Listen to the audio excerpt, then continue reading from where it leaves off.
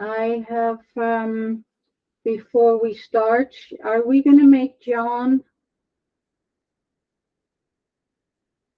write the minutes just from the recording, or is somebody else going to take notes?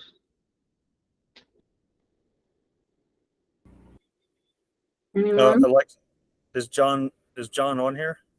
Not yet. He said he would try if he was somewhere he could connect, but he thought he might be somewhere on I-70 where there wasn't a connection.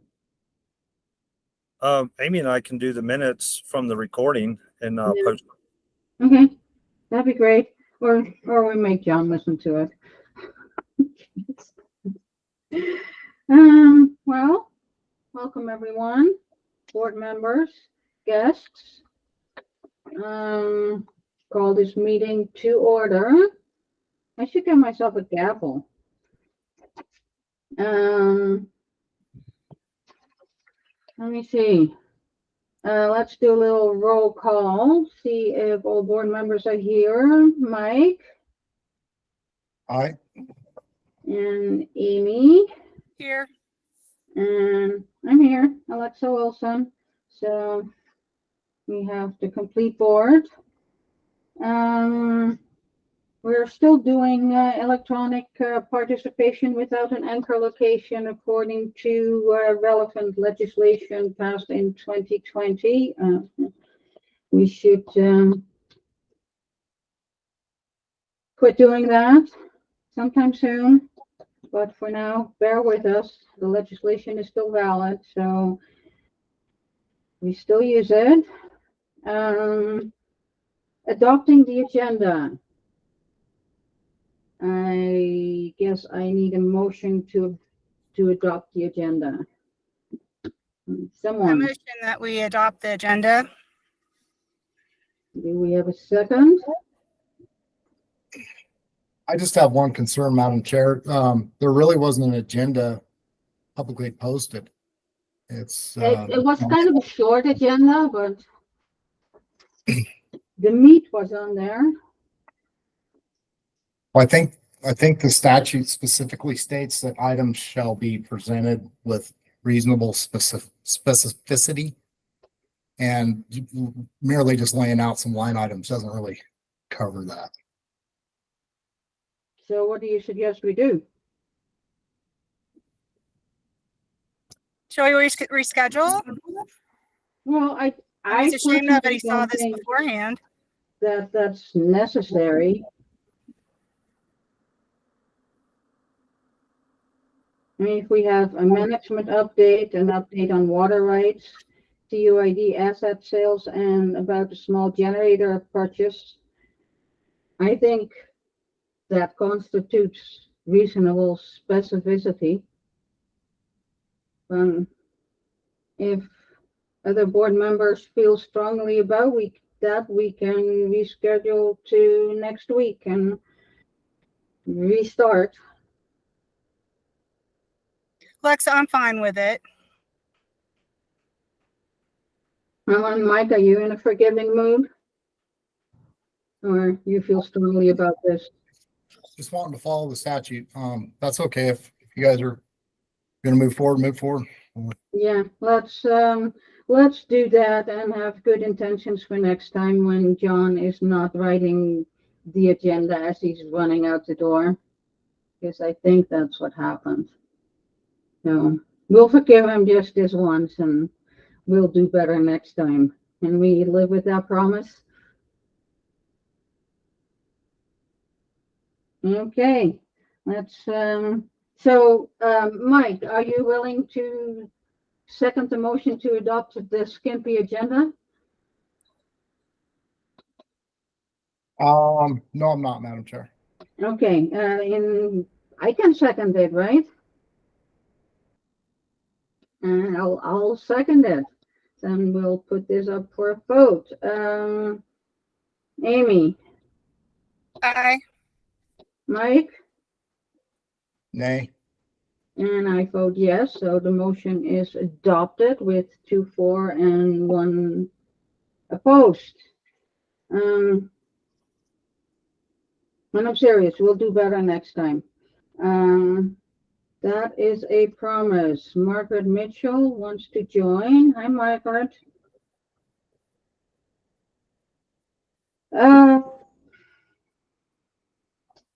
Public comments. We appreciate public input. Anyone who would like to speak can raise his hand or his voice and speak for up to 3 minutes. Anyone, any member of the public want to speak? Can you hear me? Yes. Can you hear me? Yes. Okay. Yes. Okay. David Walker, please. Yes. Yeah. I'm actually one of the residents, lot 52. I'm the one who's building the new the garage. That's taking a while to do it very incremental. Yes. Down further the south end, actually. It's down across from the RV hookups, maybe another 100 yards south of that on the west side of the road. Okay. I just wanted to sit in, and I don't know. I apologize. I'm kind of new to this forum, and I'm not exactly sure what. I kind of wanted to come down in person actually and sit in an actual meeting once the new board had been selected. I'm one of the people who bought a lot from TUID back about a little over a year ago. From the TUID. It was a chip, short breed, right? Is that the last name? Short. And just ran into some issues with that when you purchased the lot originally. It came with the utility hookups, and without belaboring it, getting into too many small details, it was kind of a back and forth between he and I as to how to best go about it, because I'm building this garage and I'll be doing just hookups for my trailer initially, and down the road hope to put a more permanent structure on it, but for the time being just hookups. And so I wanted to get those hooked up by chip. It was the whole point of purchasing the lot. And I was paying a utility bill monthly for about 5 to 6 months, what happened was he led me to believe that there was no way to pause it, and the only way around it was to abandon it, of course, which I didn't want to do, and surrender my utility hookups. But so when I opted to just wait on it, he said, "Well, you can't hook up a trailer to the sewer. It's not designed for that." So, I said, "Well, what about the RV hookups across the street?" And he said, "Well, it's a different system." Later, he was replaced, the board was reconstructed, and I realized that I had been kind of walked into this idea of abandoning it because there's nothing I could do. And so I submitted the paperwork to abandon. I talked to Camille and Ricky, and they said, "No, all you really had to do was pause your count. And no, you can actually hook regular sewer hookups. You just flush the system."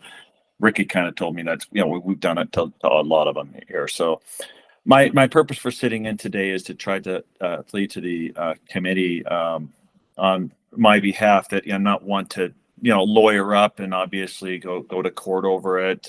It's a small community.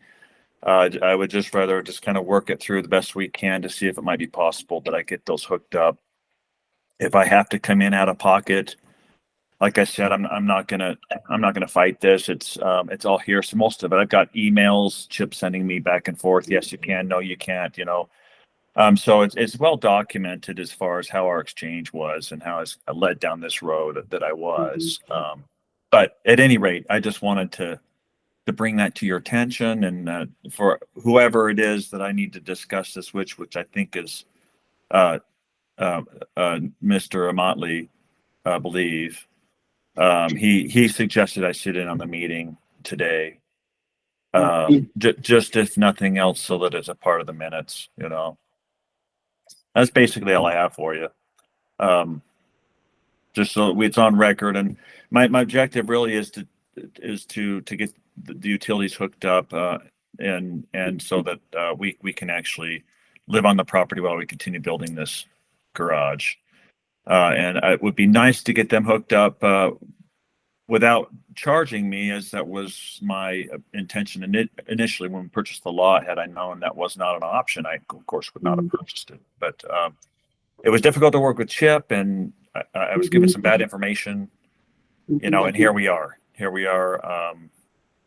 Currently, so anyway. So it's my understanding. Dave, can you turn your microphone up? Giving some Oh, yes. reverb. It's my understanding that there are 2 trailers that are hooked up to sewer. Can anyone who knows about these things, Mike or Ray or Amy, can you confirm that? Are you shaking your head yes, Mike? Yes, I know of one that's hooked up temporarily. One's been hooked up since Memorial Day. The other one left a couple weeks ago. They were there Memorial Day. So are there any technical reasons to not hook up the other trailer? Mike, you mentioned something, and I'm a technical nitwit, so you can tell me anything. The way I understand what's happened in the past is RVs have been allowed to hook up on a temporary basis, either short-term or during building process of a permanent residence. Okay, and David, if I can ask you this question, did you not hook up because No. you thought, because Chip told you in rather pointed email, I might say, that was not an option. Yeah. Honestly, I don't understand. I almost think Chip was trying to work against me. I did everything I could. I took a walk over his house with a case of beer. I did everything I could just to get help me understand. I just want to understand why I can't hook up when there's, across the street, there's the RV hookups and there's trailers there all the time hooked up. He said, well, because you're on a different system. But then after talking to Ricky, he said, no, it's all the same system. But and Mike might know that for sure. My intention is, when I purchased the lot, it came with hookups. The whole point was I wanted to put a garage on there to put a boat in, and then eventually put a permanent structure on it. But the city of Garfield County, when I was talking to I think it was Jared, mentioned that they're not accepting trailers in there anymore. So the structure has to be a permanent structure, more like a tiny home kind of situation where you're building something, stick building something. I don't know if that's the case or not. That's what they told me at Garfield County. So my intent was to put my trailer on it while I build the garage, use it temporarily. The garage is also to put the trailer in when I'm not using it, during the winter, and to at least have it there so that I can use it when I need it, pay for the utilities while I'm there, and then probably in the winter I would pause them and then unpause them in the spring when I'm using it again. Kind of a situation. I guess that's what I really wanted to know, today as I'm sitting here with you, if that's possible, if that's the way. I don't know the CCNRs. I'm not familiar with those. My property didn't come with anything like that. So it's me just sitting here talking to you and trying to understand what my options are, basically. Thanks, Alexa. Are you getting feedback from me by any chance? No. Okay. So the only thing I can offer, and I can talk to you about it too, David, and good to see you again. I do know that Chip told me one time back in 2018 that RVs just didn't have the capacity to push water through the septic system the way a home would. And I'm in an RV right now, and by that, if I go to a dump station, you just don't have a power pressure point. And I don't know if this is accurate. I'm just telling you what he said to me, was that when you have a home, that when you flush, there's a significant amount of water that pushes through, and keeps those lines open.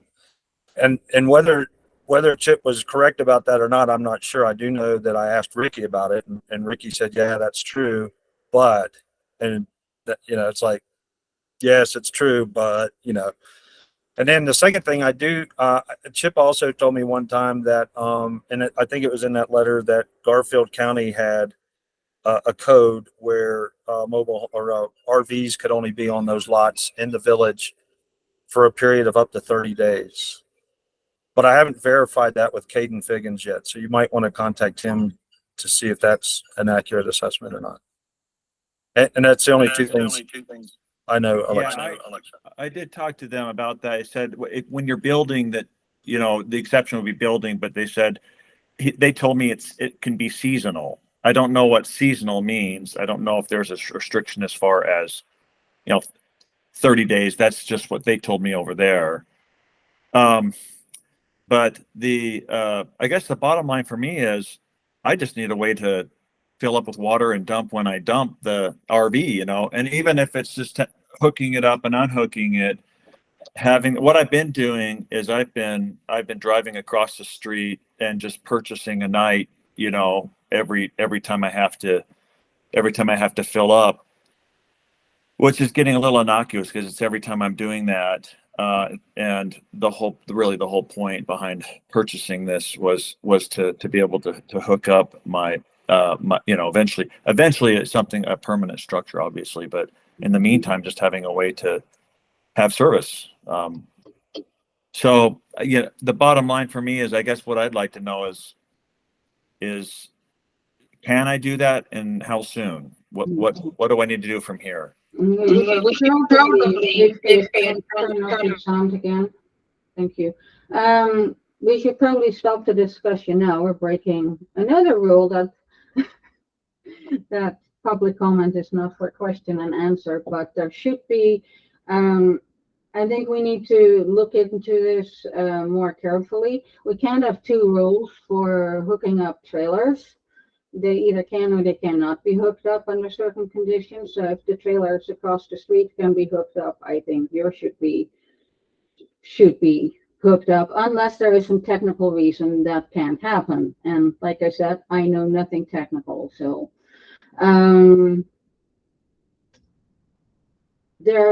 the only thing I want to mention is that Chip was right in that there is not like a seasonal pause. Either you hooked up or you're not. You can't just pay in summer and then not in winter. That's not within the rules. So we will I will be in touch with John and Ray about it if everybody agrees with that, and other board members, and then maybe next time we can bring this up properly mentioned on the agenda as a decision item. Is everybody okay with that? I appreciate you letting me have all the time to talk today, and Okay. appreciate that. Okay. Well, thank you for bringing this to our attention. Okay, anyone else wants to say something?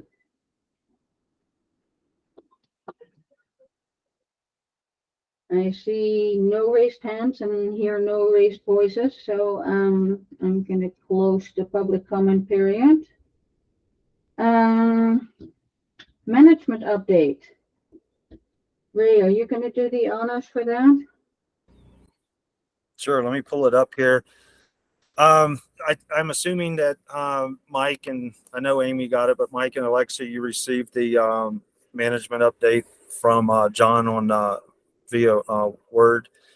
But I'll just go over it with you. We have had Wheeler Cat down quite often, and they seemingly fixed those C9s a few weeks ago, and it only lasted 2 or 3 days, and it went back to going really haywire on the way that they were communicating with each other.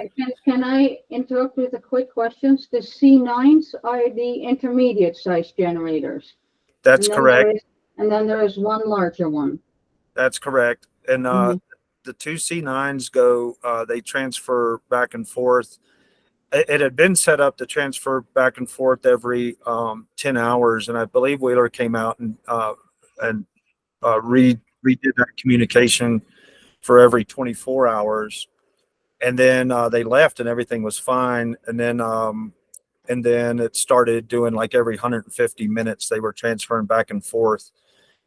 And they were carrying a maximum load as well. And it was Dana actually had talked to John and myself about switching everything over to the C15, which is the larger one, since it has a much bigger capacity and can take on the load from the lodge, especially because the lodge has been extremely busy this summer.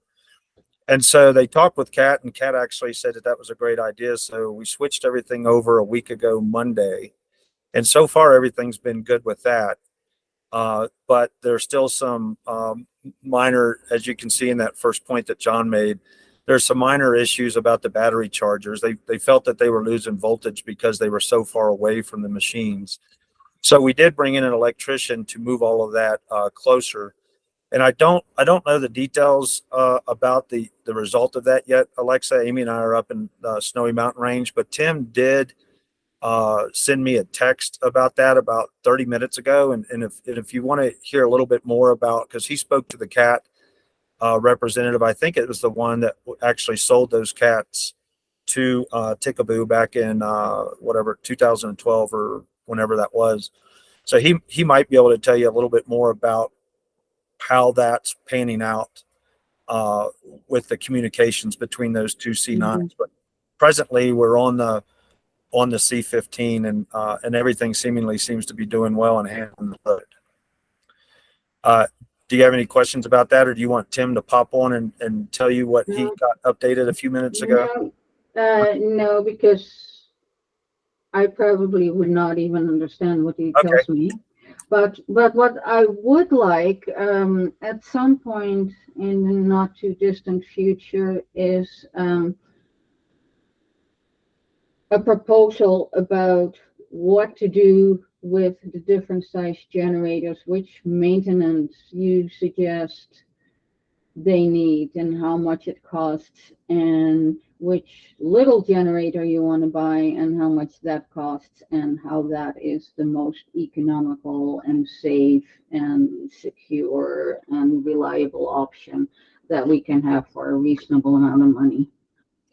Yeah, I feel that report is very in the very near future, like within maybe 2 weeks, mainly because that's been taking up a lot of time just digging into what's been going on down there. And I think we're really close to figuring it out and having a proposal as to which way to go. Yeah, I'm in no way suggesting that you guys are slow or lagging behind or anything. I know you've been doing a lot of work, and no, it's not. It's just that I don't understand, so I feel kind of floating, and I get all these emails, and I kind of understand, but I really don't. No, that's understandable, and I think what the biggest issue for us is every time that Wheeler comes down, it not only costs money, but we feel that, and they feel that the problems are resolved, and then the Tickaboo curse hits, and it's something else gets involved, and I think what they're basically relating it back to is the stuff that we've talked about for the past few months, so the rebuilds, and eventually it's probably going to just come to that. But presently everything is good and in working condition, and I think we're on the right path of finding out exactly what we have to do. It is interesting, Alexa, as you remember when me and you and Amy were at the UAMPS meeting, and Mason, the new CEO and president, had a look on his face, and that was kind of scary. So we're making it urgent.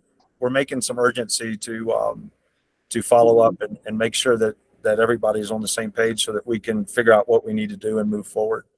Yeah, and we should probably ask UAMPS for advice in terms of technical and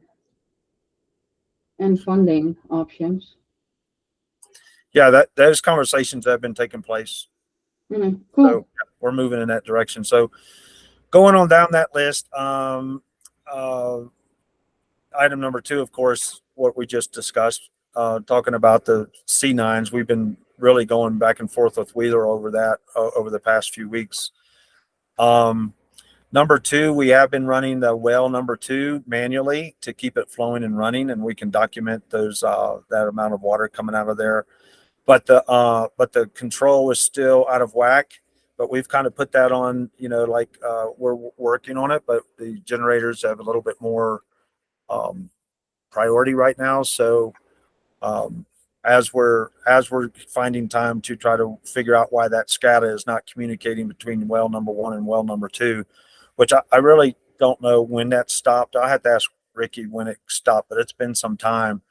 But we need to get that fixed as soon as possible. Every time I go into the new TUID office, Connie is extremely busy with billing.com and getting all of that taken care of, getting all the information to the auditor.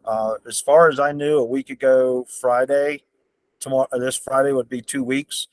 We had turned in everything that they needed and requested. And then I saw an email yesterday where Jennifer Frank asked John for one final thing, which John had already responded that that document could not be found. So I think they're finished. I had sent an email to Jennifer Frank, who's the auditor, just before this email to make sure everything was complete. Garfield County is in dire need of us being complete so they can turn in their audit. So we're pushing to get that done as quickly as possible. I think it is done. And let me just note that just your casual sentence that you walked into the office means that TUID now has an office and a phone number that actually works. And I have confirmed that Connie actually, if she's in the office, actually does answer the phone. So, yay, good work. Yeah, everything's in the right direction. Now we're just trying to get an air conditioner installed in there for them. And Oh, you went. It's only 105. I know. Yeah, they've got fans blowing. Yeah, that sounds pretty miserable. But she's doing a great job with that. She's really getting ahead of the game with the billing.com. And there's a few things that I know we'll talk about when we go over the financials that we've noticed. And we'll just have to, the money's, the figures are still there. They just need to be tweaked to make sure things are being expensed properly. And that's just a learning curve until we get that figured out. Yeah. If there is a way that can be condensed in a handy dandy quick overview report rather Yes. than pages of numbers for a meeting also in a not too distant future. I know I want a lot, and I know I can't get everything I want when I want it because there are practical limitations and no reflection on my opinion of the good work you're doing. Well, we're trying. I know things take time, and like I said before, patience is not what I do best. And then finally on the manager's report, I believe that the last thing is something that's actually on the agenda, and that's the replacement for the MQ. So we have been shopping it out and sending what we're finding out. There's a lot of positives and negatives to doing a rebuild on it, but I think we're getting closer to a good idea on what direction or options, several options, so that the board can decide which route you want to take. Okay. Okay. Well, thank you, Ray. You're welcome. Water rights update. I described in last meeting in somewhat tedious detail what happened to it, and it concluded with my list then concluded with the filing of an application for a replacement water right and BLM filing a protest.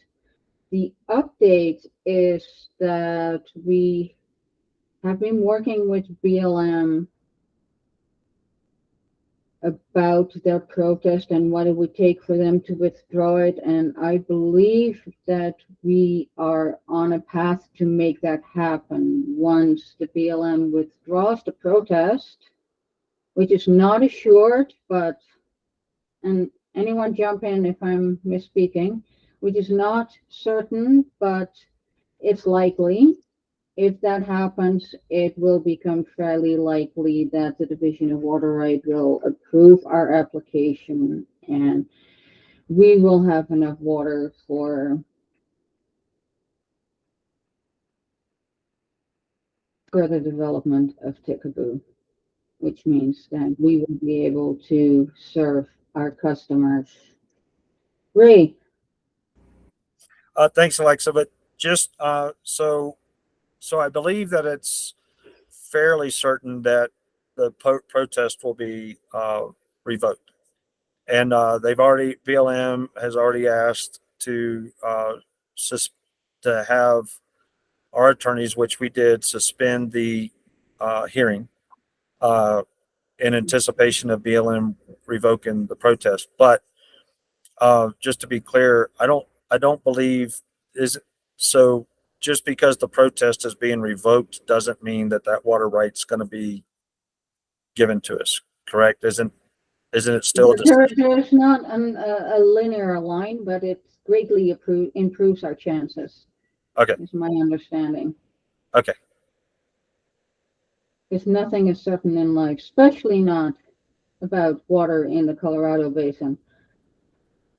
And it's a tricky subject. But things are better than last time that we had a meeting. Yes. I'll take that. Unless anyone, Amy, Mike, has a question, comment, anything else? No. Then we don't have any decision items, so we'll just move on to the next. The next is about what's on the agenda is TUID asset sale. Really what that means is Chip's old trailer, now TUID's trailer on the TUID lots that come with a deed restriction. And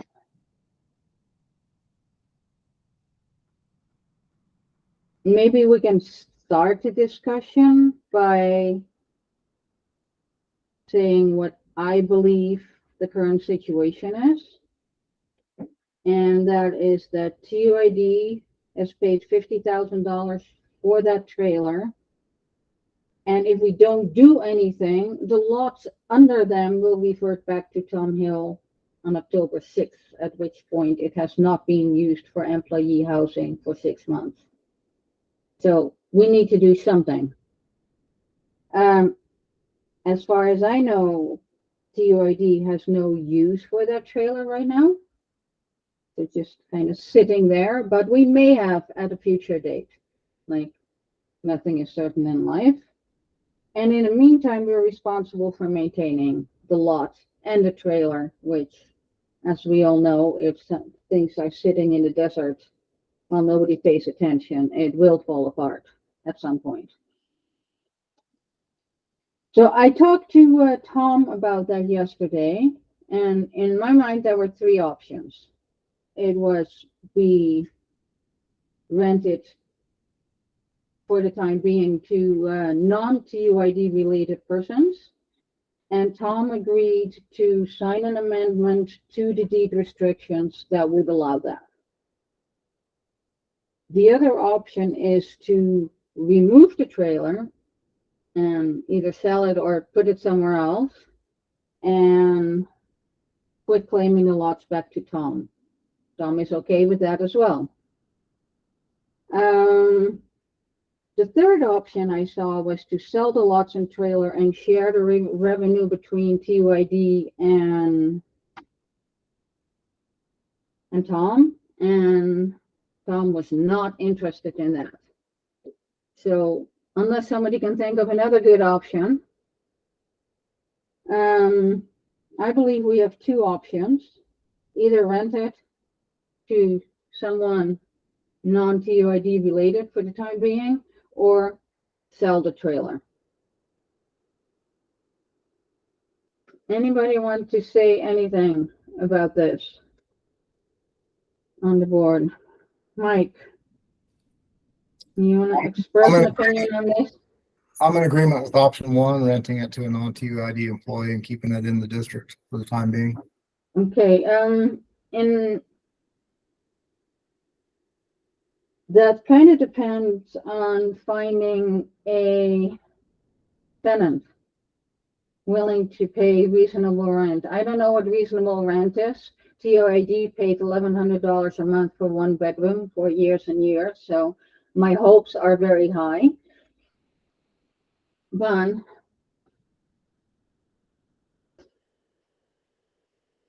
a couple of months ago, Dave and Bob, the North Lake Powell principals, told me that they didn't see any use for the trailer. Do you know of anyone, Mike, who wants to rent that trailer? Does anyone else know anyone who wants to rent that trailer, or should we just stick a for rent sign or a for rent or sale sign next to it and see what happens? Not anymore. The contact I had decided to bring an RV down because there wasn't an option available to them for the trailer at the time. I think they would have rather stayed in the trailer than bringing an RV down, but we just weren't. We weren't in agreement to do that at that point. So,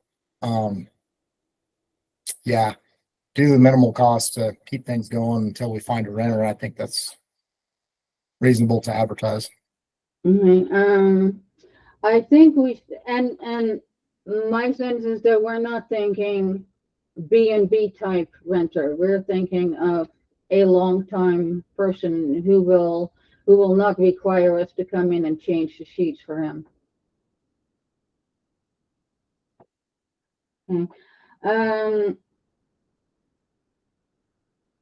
I believe that between the two options that we have, it should just be a business decision. If we have a viable option to rent, we should do that. If we have a viable option to sell, we should do that as well. I don't think we can afford to sit on $50,000 worth of trailer without it bringing in any income any way we can get it.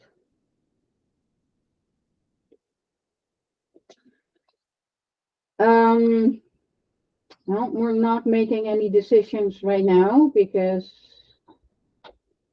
this was not advertised as a decision item, and I don't think we're ready for a decision. Maybe the management decision can be right now is to keep exploring both options. I don't know if anyone wants to say anything about that. No? Ray! You're so polite. Alexa, so I've been in discussions with Garfield County law enforcement for quite some time to try to bring somebody down. And it's hard for the county to justify a salary. So I've offered to, like, if they brought in some law enforcement part-time, that I could, make up their hours for stuff that we could use law enforcement for ourselves, like policing our yards and stuff like that. So that could be something that I could talk to the county about, but I don't really see that as a viable option, because we've actually offered the county our mobile homes at no charge, and they still can't do it.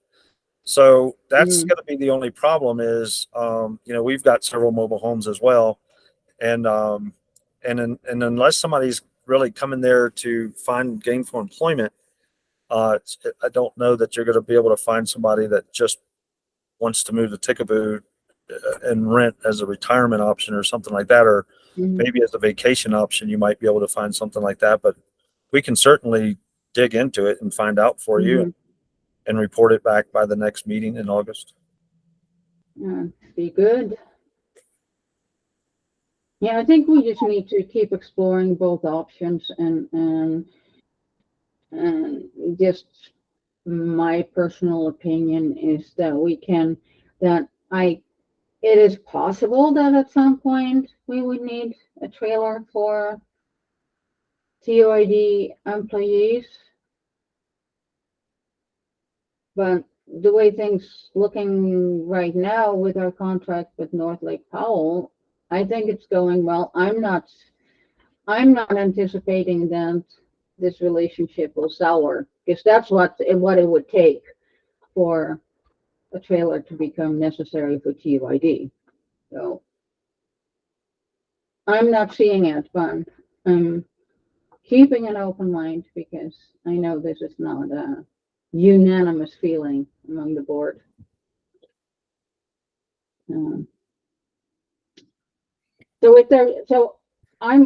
I guess my feeling is that I'm completely open to renting it. Why can't we try to rent it and try to sell it and see what happens first? Because it's just sitting there depreciating. I can tell you we're not going to get 50,000 for it. Yeah. Probably sad, but true. So, I mean, the longer we wait, the worse off we're going to be. Yeah. So I think we should keep the discussion going and bring this back next month as a decision item. Anyone? Anything else to say on the subject? I don't know if this is on the same topic, but just speaking of things depreciating, there's quite a few trailers that have been abandoned, and just kind of the soffit is all blowing off the sides. Is there does TUID have CCNRs on that, as far as you have so much time to clean up your property before it needs to be moved off site, or are there anything There are CCNRs in Kickapoo, and they're not managed by TUID. TUID is only responsible for lots that TUID owns. Anything on anybody else's lots is not us. But yeah, it'd be nice if some of those dilapidated trailers would just go somewhere. And I don't know if there's a way to pursue that. It just seems that there's noticing a lot of that soffit getting blown off into other people's homes can be, not good for them. So I just noticed that as if I can patch real quick, I guess as a Sitla employee, I can ask the developer to look into that. It's also, I think, kind of against the rules for members of the public to engage in conversation. But yeah, that's why I appreciate letting me sit in, and I'm going to actually bail out here because I got another meeting. But I just think as far as things depreciating, that might actually help things appreciate in the future as far as people's lots that's cleaned up. So I appreciate the comment, even though it's somewhat out of order. Thanks for letting me sit in. I'm gonna leave you now, and I look forward to another meeting down the road. Okay. Good. Welcome. Well, unless anyone else has anything, any of the board members or TUID management has anything to say on the subject, I suggest we move on to the next one about the small generator purchase. I got some emails that suggest that it's fairly straightforward that buying a smaller generator will save us money. So if anybody wants to elaborate on that as a sneak preview of coming attractions when we do the whole power supply finance plan.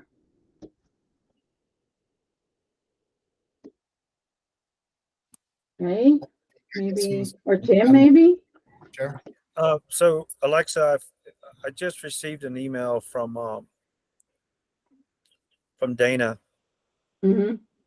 And he said, okay, so first off, I know Mike saw it because he responded to the items that Dana had found that would come under $20,000, and Mike had responded, "Does that include labor?" And it does not. But I just got a email from Dana that said that he's confident that he could do the swap. He may need to get a little help along the way. He's checking more prices to see how much it would cost to have it done outside. As a new block, if installed, my shop should have a warranty. So I guess what he's trying to say there is that if we could, he's checking into what it would cost to have that done, and that would be warranted. Dana can do that swap. Uh, he fixes everything, but I don't know if you want to take a chance on that without a warranty or not. But I feel if he feels confident he can do it, I'm pretty sure he could. But I'd hate to get to January and find out that it didn't work properly. Yeah. Mike, as the tech guy on the board, how do you feel about that? Yeah, just we're getting down to crunch time. Needing that machine in service possibly in October. So that would be my only hesitation to that proposal is just, it's your guys' busy season at NLP, and we've only got a couple months left before we're going to need that generator. But yeah, other than that, if we could have started that earlier, that might have been a great plan. But I know how things go. They just it's crazy busy and everybody gets tied up. But I'm kind of the opinion it'd be nice to have another low hour unit with the same parts that we can use interchange. We have a parts machine basically there to kind of help us out.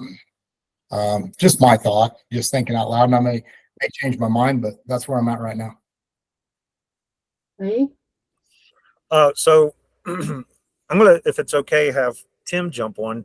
Tim's a lot more knowledgeable about that, and Tim and I was just having a discussion last week about trying to fill some gaps for Dana because he's already completed every job we've given him, and now we're like looking for jobs for him. So Tim, can you jump on and tell us what you think on that? And I don't know, I've been out of town this week, so Tim's been talking with Dana, and he might be able to update you on that. Yeah, hey guys. I don't think time-wise that it would be a restriction. It would be more of an availability issue. And then if Dana can talk with an outfit that can do like the final hookup and checks on the generator. So in other words, he would do the heavy work, swap out the block, etc. They may be open to doing the final, installing the injection system and kind of fine tuning and stuff like that. I know there's plenty of shops that will do that. And if he has luck on that, then we could get somewhere in the middle, best of both worlds, where he does the labor intensive side of it and the heavy lifting, so to speak, because we have the facilities here with the overhead crane and everything. And then maybe take it somewhere and have them do the final, checks where they would check the fuel systems and sensors and, everything else, and give kind of their seal of approval. So I don't think 2 months is too tight of a time frame, so long as there's an available long block, which is the engine portion of it. Then it's a matter of swapping all of those other smaller components over: fuel systems, sensors, putting the coolant in it, doing the final checks, and, ideally having a third party dealership, if you will, do all that and put their stamp of approval on it. Gives us that peace of mind and potentially a warranty as well. So I would let Dana, proceed with, trying to get somebody on the line that might be willing to do that. It's not uncommon, and let's see what happens. But I think 2 months is enough time to get this done, one way or the other. So does it make sense to separate the two issues, the purchase of a smaller generator and deciding what to do with the bigger ones? Because it sounds like we're pretty sure which way to go with that one, and we need it fairly quickly. And then we have a longer term issue with the bigger generators.